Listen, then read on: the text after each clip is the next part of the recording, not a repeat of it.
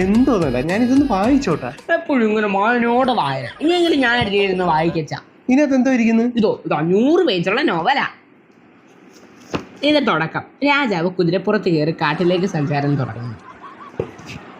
ഇതിന്റെ അവസാനം: രാജാവ് കുതിരപ്പുറത്തിരുന്ന് കാട്ടിലെത്തുന്നു. അതെന്തായാലും കാര്യമായി. ഇതിനിടയിലുള്ള പേജിലേക്ക് ഇതിനിടയിലുള്ള പേജ് മുഴുവൻ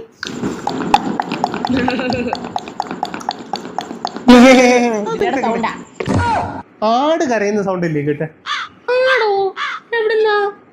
ഞാൻ ഒരു കാര്യം ചെയ്യട്ടെ, പുളി കഴിച്ചായിരുന്നോ? ഒരു കാര്യം ചെയ്യും, അത്യാവശ്യം പോയി ഒരു ഗ്ലാസ് വെള്ളമൊക്കെ കുടിച്ച് പുളി കഴിച്ചു, എന്നിട്ട് ബാക്കി എഴുതാം.